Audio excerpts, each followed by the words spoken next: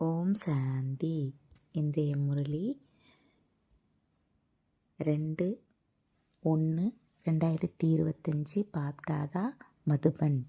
இனிமையான குழந்தைகளே, தந்தையின் பாகம் மிக சரியானது. அவர் தனக்குரிய நேரத்தில் வருகின்றார். இதில் சிறிதும் வித்தியாசம் ஏற்பட முடியாது. அவர் வந்ததின் அடையாளமாகிய சிவராத்திரியை மிகவும் விமர்சையாக கொண்டாடுங்கள். கேள்வி: எந்த குழந்தைகளின் விகர்மம் முழுமையாக அழிந்து போவது கிடையாது? பதில்: யாருடைய யோகா சரியாக இல்லையோ, தந்தையின் நினைவு இருப்பதில்லையோ, அவர்களது விகர்மம் விநாசம் ஆவது கிடையாது. யோக யுத்தாக இல்லாததால் அந்த அளவிற்கு சத்கதி ஏற்படுவது கிடையாது. பாவங்கள் இருந்து விடுகின்றன, பிறகு பதவியும் குறைந்து விடுகிறது. யோகா இல்லையெனில் பெயர் உருவத்தில் ஈர்க்கப்பட்டு மாட்டிக்கொண்டு இருப்பர். அவ்வாறு ஈர்ப்பவர்களது விஷயங்கள் மட்டுமே நினைவிற்கு வந்து கொண்டே இருக்கும். அவர்கள் ஆத்மா அபிமானிகளாக இருக்க முடியாது. பாடல்: இன்று அதிகாலையில் யார் வந்தது? ஓம் சாந்தி. அதிகாலை என்பது எத்தனை மணிக்கு ஏற்படுகிறது? பாபா அதிகாலையில் எத்தனை மணிக்கு வருகின்றார்? சிலர் 3 மணி என்று கூறுகின்றனர், சிலர் 4 மணி என்று கூறுகின்றனர், சிலர் சங்கமத்தில் என்று கூறுகின்றனர், சிலர் 12 மணி என்று கூறுகின்றனர். பாபா சரியான நேரத்தை கேட்கின்றார். 12 மணியை நீங்கள் அதிகாலை என்று கூற மாட்டீர்கள். 12 மணி முடிந்து 1 வினாடி ஆகிவிட்டது, 1 நிமிடம் ஆகிவிட்டது எனில் காலை ஆரம்பமாகி விடுகிறது. இது முழுமையான அதிகாலை நேரம் ஆகும். நாடகத்தில் இவரது பாகம் மிகவும் சரியாக இருக்கிறது. வினாடியும் தாமதம் ஏற்பட முடியாது. இந்த நாடகம் ஏற்கனவே உருவாக்கப்பட்டது ஆகும். 12 மணியாகி 1 வினாடி ஆகாதவரை காலை என்று கூறுவது கிடையாது. இது எல்லையற்ற விஷயமாகும். நான் அதிகாலையில் வருகிறேன் என்று தந்தை கூறுகின்றார். அயல் நாடுகளில் உள்ளவர்களுக்கு AM PM என்று மிக சரியாக நடக்கிறது. அவர்களது புத்தி நன்றாக இருக்கிறது. அவர்கள் அந்த அளவிற்கு சதோ பிரதானமாகவும் ஆவது கிடையாது, தமோ பிரதானமாகவும் ஆவது கிடையாது. பாரதவாசிகள்தான் 100% சதோ பிரதானமாக, பிறகு 100% தமோ பிரதானமாக ஆகின்றனர். ஆக தந்தை மிக சரியாக இருக்கின்றார். அதிகாலை என்றால் 12 மணியாகி 1 நிமிடம். வினாடிக்கான கணக்கு பார்ப்பது கிடையாது. வினாடி கடந்து செல்வது தெரிந்து கொள்ள முடிவது கிடையாது. இப்போது இந்த விஷயங்களை குழந்தைகளாகிய நீங்கள் தான் புரிந்து கொள்கிறீர்கள். உலகம் முற்றிலும் கார் இருளில் இருக்கிறது. துக்கத்தின் பொழுது அனைத்து பக்தர்களும் தந்தையை நினைவு செய்கின்றனர். பதித்த பாவனனே வாருங்கள். ஆனால் அவர் யார், எப்பொழுது வருகின்றார் என்று எதையும் அறியவில்லை. மனிதர்களாக இருந்து கொண்டு மிக சரியாக எதையும் அறியாமல் இருக்கின்றனர். ஏனெனில் பதித்தமாக தமோ பிரதானமாக இருக்கின்றனர். காமமும் எவ்வளவு தமோ பிரதானமாக இருக்கிறது. இப்பொழுது எல்லையற்ற தந்தை கட்டளையிடுகின்றார், குழந்தைகளே, காமத்தை வென்று உலகை வென்றவர்களாக ஆகுங்கள். ஒருவேளை இப்பொழுது தூய்மையாக ஆகவில்லை எனில் விநாசம் ஆகி விடுவீர்கள். நீங்கள் தூய்மையாக ஆவதன் மூலம் அழிவற்ற பதவியை அடைவீர்கள். நீங்கள் ராஜயோகம் கற்றுக்கொண்டு இருக்கிறீர்கள் அல்லவா? தூய்மையாக இருங்கள், யோகியாக இருங்கள் என்று ஸ்லோகனம் எழுதுகிறீர்கள். உண்மையில் ராஜயோகியாக இருங்கள் என்றுதான் எழுத வேண்டும். யோகி என்ற வார்த்தை பொதுவானது. பிரம்மத்திடம் யோகா வைக்கின்றனர், அவர்களும் யோகியாகி விடுகின்றனர். குழந்தைகள் தந்தையிடம், பெண் ஆணிடம் யோகா வைக்கின்றனர். ஆனால் உங்களுடையது இது ராஜயோகம் ஆகும். தந்தை ராஜயோகம் கற்பிக்கின்றார். ஆகையால் ராஜயோகம் என்று எழுதுவது சரியானது ஆகும். தூய்மையாக மற்றும் ராஜயோகியாக இருங்கள். நாளுக்கு நாள் தொடர்பு ஏற்பட்டு கொண்டே இருக்கிறது. இன்று உங்களுக்கு மிக ஆழமான விஷயங்களை கூறுகிறேன் என்று தந்தையும் கூறுகின்றார். இப்பொழுது சிவ ஜெயந்தியும் வரவிருக்கிறது. சிவ ஜெயந்தியை நீங்கள் மிகவும் நல்ல முறையில் கொண்டாட வேண்டும். சிவ ஜெயந்தியை முன்னிட்டு மிக நல்ல முறையில் சேவை செய்ய வேண்டும். யாரிடத்தில் கண்காட்சி படங்கள் உள்ளனவோ அனைவரும் அவர்களது சென்டரில் மற்றும் வீட்டில் சிவ ஜெயந்தியை நல்ல முறையில் கொண்டாடுங்கள். மற்றும் கீதை ஞானம் கொடுக்கும் வள்ளலாகிய தந்தை சிவபாபாவிடமிருந்து எல்லையற்ற ஆஸ்தி அடைவதற்கான வழியை வந்து கற்றுக்கொள்ளுங்கள் என்று எழுதுங்கள். விளக்குகள் பலவற்றை எரிய விடுங்கள். வீட்டுக்கு வீடு சிவஜெயந்தி கொண்டாட வேண்டும். நீங்கள் ஞான கங்கைகள் அல்லவா? ஆக ஒவ்வொருவரிடமும் கீதா பாடசாலை இருக்க வேண்டும். வீட்டுக்கு வீடு கீதை படிக்கின்றனர் அல்லவா? ஆண்களை காட்டிலும் பெண்கள் பக்தியில் தீவிரமாக இருப்பர். கீதை படிக்கக்கூடிய குடும்பங்களும் உள்ளனராக வீட்டிலும் சித்திரங்கள் வைத்து கொள்ள வேண்டும். எல்லையற்ற தந்தையிடம் வந்து மீண்டும் ஆஸ்தி எடுத்துக்கொள்ளுங்கள் என்று எழுத வேண்டும். இந்த சிவ ஜெயந்தி விஷாதான் உண்மையில் உங்களுக்கு உண்மையான தீபாவளி ஆகும். எப்பொழுது சிவபாபா வருகின்றாரோ அப்பொழுது வீட்டுக்கு வீடு ஒளிமயமாக ஆகிவிடுகிறது. இந்த விழாவை மிக அதிக விளக்குகளை எரியவிட்டு ஒளிமயமாக்கி கொண்டாடுங்கள். நீங்கள் உண்மையான தீபாவளி கொண்டாடுகிறீர்கள். இறுதி முடிவு சத்தியுகத்தில் தான் ஏற்படும். அங்கு வீட்டுக்கு வீடு ஒளிமயமாக இருக்கும். அதாவது ஒவ்வொரு ஆத்மாவின் ஜோதியும் ஏற்றப்பட்டு இருக்கும். இங்கு இருளாக இருக்கிறது. ஆத்மாக்கள் அசுர புத்தி உடையவர்களாக ஆகிவிட்டனர். அங்கு ஆத்மாக்கள் தூய்மையாக இருப்பதால் தெய்வீக புத்தியுடன் இருப்பர். ஆத்மாதான் பதித்தமாகவும் ஆத்மாதான் பாவனமாகவும் ஆகிறது. இப்பொழுது நீங்கள் ஒரு பைசாவிற்கும் உதவாத நிலையிலிருந்து மதிப்பானவர்களாக ஆகி கொண்டு இருக்கிறீர்கள். ஆத்மா தூய்மை அடைவதின் மூலம் சரீரமும் தூய்மையானதாக கிடைக்கும். இங்கு ஆத்மா அசுத்தமாக இருப்பதால் சரீரம் மற்றும் உலகம் அசுத்தமாக இருக்கிறது. இந்த விஷயங்களை உங்களிலும் மிக சிலர் மட்டுமே யதார்த்தமாக புரிந்திருக்கிறீர்கள். மேலும் அப்படிப்பட்டவர்களிடத்தில் குஷியும் இருக்கும். வரிசை கிரமமான முயற்சி செய்து கொண்டு இருக்கிறீர்கள். கிரகச்சாரமும் இருக்கிறது. சில நேரங்களில் ராகு திசை அமர்ந்து விடும் பொழுது ஆச்சரியப்பட்டு ஞானத்தை ஏற்று பிறகு வெளியே சென்று விடுகின்றனர். குரு திசை மாறி ராகு திசை ஆகி விடுகிறது.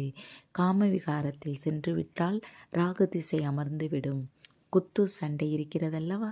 தாய்மார்களாகிய நீங்கள் பார்த்திருக்க மாட்டீர்கள். ஏனெனில் தாய்மார்கள் வீட்டை பாதுகாப்பவர்கள் ஆவர். குளவி வீட்டை உருவாக்கக்கூடியது என்பது இப்பொழுது உங்களுக்கு தெரியும். வீட்டை உருவாக்கக்கூடிய மிக நல்ல கலைஞனாக இருக்கிறது. அதனால்தான் வீட்டை பாதுகாக்கக்கூடியது என்ற பெயர் இருக்கிறது. எவ்வளவு முயற்சி செய்கிறது. அதுவும் உறுதியான மேஸ்திரி 2-3 அறைகள் உருவாக்குகிறது. 3-4 புழுக்களை எடுத்து வருகிறது. அதே போன்று நீங்களும் பிராமணிகளாக இருக்கிறீர்கள். 1-2 பேரை உருவாக்கினாலும் 10-12 பேரை உருவாக்கினாலும் 100 பேரை உருவாக்கினாலும் 500 பேரை உருவாக்கினாலும் சரியே. மண்டபம் கட்டுகிறீர்கள் எனில் இதுவும் வீடு கட்டுவது போன்று ஆகிவிடுகிறது அல்லவா? இதில் அமர்ந்து கொண்டு அனைவருக்கும் பூம்பும் என்று கூறுகிறீர்கள் ஞானம். பிறகு சிலர் புரிந்து கொண்டு புழுவிலிருந்து பிராமணர்களாக ஆகின்றனர். சிலர் அழுகி விடுகின்றனர். அதாவது இந்த தர்மத்தை சார்ந்தவர்களாக இல்லை. இந்த தர்மத்தை சார்ந்தவர்களுக்குத்தான் முழுமையான முறையில் டச் ஏற்படும். இருப்பினும் நீங்களும் மனிதர்கள் அல்லவா? உங்களது சக்தியானது அவைகளை விட அதிகமாக இருக்கிறது. 2000 பேர்களுக்கு முன்பும் நீங்கள் சொற்பொழிவு செய்ய முடியும். நாளடைவில் நீங்கள் 4-5,000 பேர் உள்ள சபைக்கும் செல்வீர்கள். குளவியை உங்களுடன் ஒப்பிடப்படுகிறது. இன்றைய நாட்களில் சந்நியாசிகளும் வெளிநாடுகளுக்கு சென்று நாம் பாரதத்தின் பழமையான ராஜயோகத்தை கற்பிக்கிறோம் என்று கூறுகின்றனர். இன்றைய நாட்களில் தாய்மார்களும் காவி உடை அணிந்து கொண்டு செல்கின்றனர். அயல் நாட்டினரை ஏமாற்றிவிட்டு வருகின்றனர். பாரதத்தின் பழமையான யோகத்தை பாரதத்திற்கு சென்று கற்றுக்கொள்ளுங்கள் என்று அவர்களிடம் கூறுகின்றனர். பாரதத்திற்கு சென்று கற்றுக்கொள்ளுங்கள் என்று நீங்கள் ஒருபொழுதும் கூறுவது கிடையாது. நீங்கள் அயல் நாடுகளுக்கு சென்றால் அங்கேயே அமர்ந்து கொண்டு புரிய வைப்பீர்கள். இந்த ராஜயோகம் நீங்கள் கற்றுக்கொண்டால் உங்களது பிறப்பு சொர்க்கத்தில் ஏற்பட்டுவிடும். இதில் ஆடைகளை மாற்ற வேண்டிய விஷயமே கிடையாது. இங்கேயே தேகத்தின் அனைத்து சம்பந்தங்களையும் மறந்து தன்னை ஆத்மா என்று உணர்ந்து தந்தையை நினைவு செய்யுங்கள். தந்தைதான் விடுவிப்பவராக வழிகாட்டியாக இருக்கின்றார். அனைவரையும் துக்கத்திலிருந்து விடுவிக்கிறார். இப்பொழுது நீங்கள் சதோ பிரதானமாக ஆக வேண்டும். நீங்கள் முதலில் தங்க யுகத்தில் இருந்தீர்கள், இப்பொழுது இரும்பு யுகத்தில் இருக்கிறீர்கள். முழு உலகமும் அனைத்து தர்மத்தினரும் இரும்பு யுகத்தில் இருக்கின்றனர். எந்த தர்மத்தினரை சந்தித்தாலும் அவர்களிடம் கூறுங்கள், தன்னை ஆத்மா என்று புரிந்து கொண்டு என்னை நினைவு செய்தால் நீங்கள் பாவனம் ஆகிவிடுவீர்கள். பிறகு நான் என் கூடவே அழைத்து செல்வேன் என்று தந்தை கூறுகின்றார். இந்த அளவிற்கு கூறினால் போதும், அதிகம் வேண்டாம். இது மிகவும் எளிது. வீட்டுக்கு வீடு செய்தி கொடுத்தாக உங்களது சாஸ்திரங்களிலும் இருக்கிறது. யாராவது ஒருவர் இருந்துவிட்டாலும் அவர் புகார் கொடுத்து விடுவார். எனக்கு யாரும் கூறவில்லை, தந்தை வந்திருக்கின்றார் எனில் முழுமையாக முரசு கொட்ட வேண்டும். ஒரு நாள் அனைவருக்கும் தெரிந்துவிடும், சாந்திதாமும் சுகதாமத்தின் ஆஸ்தி கொடுப்பதற்காக தந்தை வந்திருக்கின்றார். தெய்வீக தர்மம் இருந்த பொழுது வேறு எந்த தர்மமும் கிடையாது. அனைவரும் சாந்திதாமத்தில் இருந்தனர். இப்படிப்பட்ட சிந்தனைகள் வர வேண்டும். ஸ்லோகன் உருவாக்க வேண்டும். தந்தை கூறுகின்றார், தேக சகிதமாக அனைத்து சம்பந்தங்களையும் விட்டுவிடுங்கள். தன்னை ஆத்மா என்று உணர்ந்து தந்தையாகிய என்னை நினைவு செய்தால் ஆத்மா தூய்மையாக ஆகிவிடும். இப்பொழுது ஆத்மாக்கள் அசுத்தமாக இருக்கின்றனர். இப்பொழுது அனைவரையும் தூய்மையாக்கி தந்தை வழிகாட்டியாக இருந்து திரும்பி அழைத்து செல்வார். அனைவரும் அவர்களது பிரிவிற்கு சென்று விடுவர். பிறகு தெய்வீக தர்மத்தினர் வரிசை கிரமமாக வருவர். எவ்வளவு எளிதானது! இது புத்தியில் தாரணை ஏற்பட வேண்டும். யார் சேவை செய்கின்றார்களோ அவர்கள் மறைந்திருக்க முடியாது. தீமை செய்பவர்களும் மறைந்திருக்க முடியாது. சேவை செய்பவர்களைத்தான் அழைக்கின்றனர். யாரால் சிறிதும் ஞானம் கூற முடியாதோ அவர்களை அழைக்க மாட்டார்கள். அவர்கள் மேலும் பெயரை கெடுத்து விடுவர். இவ்வாறு பிரம்மகுமாரிகள் இருப்பார்களா என்ன என்று கேட்பர். முழுமையாக பதிலளிப்பது கிடையாது. ஆக பெயர் கெட்டு விடுகிறதல்லவா? சிவபாபாவின் பெயரை கெடுப்பவர் உயர்ந்த பதவி அடைய முடியாது. இங்கும் பாருங்கள், சிலர் கோடீஸ்வரர்களாக இருக்கின்றனர், சிலர் லட்சாதிபதிகளாக இருக்கின்றனர், சிலர் பசியால் இறந்து கொண்டு இருப்பதையும் பார்க்கிறீர்கள். இவ்வாறு யாசிப்பவர்களும் வந்து இளவரசர்களாக ஆவார்கள். இப்பொழுது குழந்தைகளாகிய நீங்கள் மட்டுமே அறிவீர்கள், சொர்க்கத்தின் இளவரசரான ஸ்ரீ கிருஷ்ணர் பிறகு யாசிப்பவராக ஆகின்றார். பிறகு மீண்டும் யாசிப்பவரில் இருந்து இளவரசராக ஆவார். இவர் யாசிப்பவராக இருந்தார் அல்லவா, சிறிது அதிகமாகவே சம்பாதித்தார். அதுவும் குழந்தைகளாகிய உங்களுக்காகத்தான். இல்லையெனில் உங்களுக்கு எப்படி பாலனை கொடுக்க முடியும்? இந்த விஷயங்கள் அனைத்தும் சாஸ்திரங்களில் கிடையாது. சிவு பாபா வந்துதான் கூறுகின்றார். உண்மையில் இவர் கிராமத்து சிறுவனாக இருந்தார். பெயர் ஸ்ரீ கிருஷ்ணர் கிடையாது. இது ஆத்மாவின் விஷயமாகும். அதனால்தான் மனிதர்கள் குழப்பமடைந்து விட்டனர்.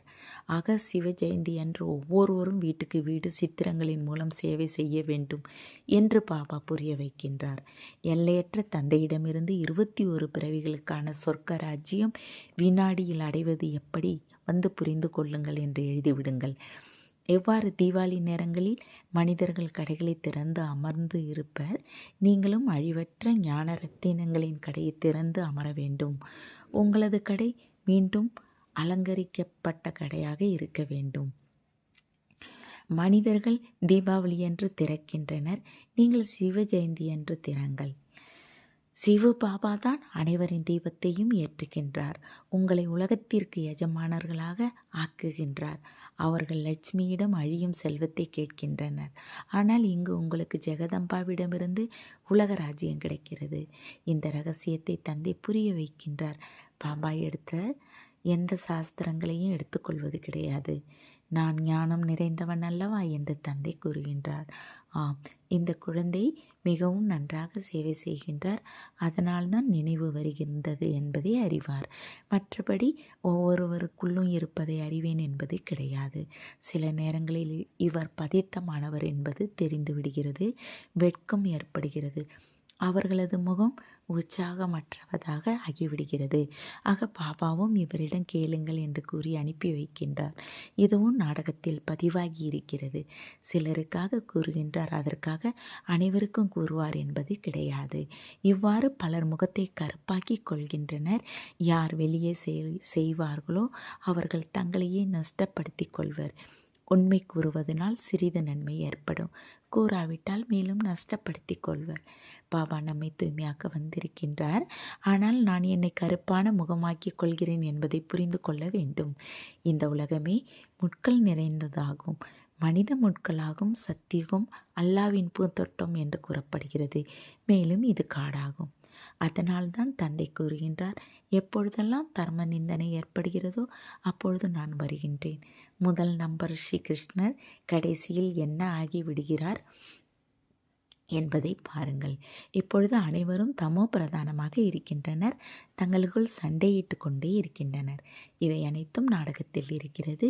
பிறகு சொர்க்கத்தில் இவை எதுவும் இருக்காது. கருத்துக்கள் நிறைய இருக்கின்றன. குறிப்பு எடுத்துக்கொள்ள வேண்டும். வக்கீல்கள் கருத்துக்களான புத்தகம் வைத்து கொள்கின்றனர் அல்லவா? மருத்துவர்களும் புத்தகம் வைத்து கொள்கின்றனர். அதை பார்த்து மருந்துகளை கொடுக்கின்றனர். ஆக குழந்தைகள் எவ்வளவு நல்ல முறையில் படிக்க வேண்டும், சேவை செய்ய வேண்டும்.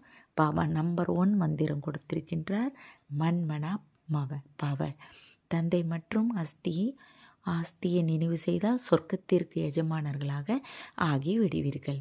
சிவ ஜெயந்தி கொண்டாடுகின்றனர். ஆனால் சிவபாபா என்ன செய்தார்? அவசியம் சொர்க்க ஆஸ்தி கொடுத்திருக்க வேண்டும். கொடுத்து 5000 ஆண்டு காலம் ஆகியிருக்கிறது. சொர்க்கத்திலிருந்து நரகம், நரகத்திலிருந்து சொர்க்கமாக ஆகும். தந்தை புரிய வைக்கின்றார். குழந்தைகளே, யோக யுக்த ஆகின்ற பொழுது உங்களுக்கு ஒவ்வொரு விஷயமும் நல்ல முறையில் புரிந்து கொள்ள முடியும். ஆனால் யோகா சரியாக இல்லை, தந்தையின் நினைவு இல்லை எனில் எதுவும் புரிந்து கொள்ள முடியாது. விக்ரம விநாசமாகாது. யோக யுக்தமாகாமல் உயர்ந்த சத்கதியும் ஏற்படுவது கிடையாது. பாவங்கள் இருந்து விடுகிறது. பிறகு பதவியும் குறைந்து விடுகிறது. பலருக்கு யோகா முற்றிலும் இருப்பதே கிடையாது. பெயர் உருவத்தில் மாட்டிக்கொண்டு இருக்கின்றனர். அவர்களது நினைவே வந்து கொண்டு இருந்தால் விக்கர்மம் எப்படி அழியும்? தந்தை கூறுகின்றார், ஆத்மா அபிமானியாக ஆகுங்கள். நல்லது. இனிமேலும் இனிய தேடி கண்டெடுக்கப்பட்ட செல்ல குழந்தைகளுக்கு தாயும் தந்தையுமான பாப்தாதாவின் அன்பு நினைவுகள் மற்றும் காலை வணக்கம். ஆன்மீக குழந்தைகளுக்கு ஆன்மீக தந்தை நமஸ்தே. ஆன்மீக தந்தைக்கு ஆன்மீக குழந்தைகளை அன்பு நினைவுகள் மற்றும் காலை வணக்கம் நமஸ்தே. தாரணைக்கான முக்கிய சாரம் 1. சிவ ஜெயந்தியின் பொழுது அழிவற்ற ஞான ரத்தினத்தின் கடை திறந்து சேவை செய்ய வேண்டும். வீட்டுக்கு வீடு ஒளிமயமாக்கி அனைவருக்கும் தந்தையின் அறிமுகம் கொடுக்க வேண்டும். 2. சத்திய தந்தையிடம் சத்தியமானவர்களாக இருக்க வேண்டும். எந்த பாவ காரியமும் செய்துவிட்டு மறைக்கக்கூடாது. எந்த பாவமும் இருந்து விடாத அளவிற்கு யோக யுக்தியாக ஆக வேண்டும். யாருடைய பெயர் உருவத்திலும் மாட்டிக்கொள்ளக்கூடாது. வரதானம்: நான் என்ற உணர்வை நீக்கக்கூடிய பிரம்மபாபா சமமான சிரேஷ்ட தியாகி ஆகுக. சம்பந்தத்தின் தியாகம், வைபவத்தின் தியாகம் என்பது பெரிய விஷயமல்ல. ஆனால் ஒவ்வொரு காரியத்திலும் சங்கல்பத்திலும் மற்றவர்களை முன்னே வைக்கும் பாவன உடையவர் என்றால்தான் என்ற நிலையை நீக்கிவிடுவது ஆகும். முதலில் தாங்கள் இதுவே உயர்ந்த தியாகமாகும். இதுவே தான் என்ற உணர்வு விளக்குவதாகும். எப்படி பிரம்மபாபா சதா குழந்தைகளை முன்னே வைத்தார்? நான் முன்னே இருப்பேன் என்பதிலும் தியாகியாக இருந்தார். இந்த தியாகத்தின் காரணத்தினால் அனைவரை காட்டிலும் முன்னே, அதாவது நம்பர் 1 செல்லும் பலன் கிடைத்தது. எனவே பாபாவை பின்பற்றுங்கள். ஸ்லோகன்: மற்றவர்களின் குறையை கண்டுபிடிப்பது கூட துக்கம் கொடுப்பதாகும். தனது சக்திசாலியான மனதின் மூலம் சக்தி கொடுக்கும் சேவை செய்யுங்கள். எப்படி உயர்ந்த கோபுரத்தில் இருந்து சகாஷ் கொடுக்கிறார்கள், ஒளி சக்தியை பரப்புகிறார்கள், அதுபோல குழந்தைகளாகிய நீங்களும் உயர்ந்த ஸ்திதி, அதாவது உயர்ந்த இடத்தில் அமர்ந்து குறைந்ததிலும் குறைந்தது 4 மணி நேரம் ஒளி சக்தி கொடுங்கள். சூரியன் மேலே இருக்கும்போதுதான் உலகிற்கு ஒளி தருகிறது. ஆகையால் சாக்கார உலகத்திற்கு சக்தி கொடுப்பதற்காக உயர்ந்த இடத்தில் வீற்றிருப்பவர்கள் ஆகுங்கள். ஓம் சாந்தி. தேங்க்ஸ் பாபா.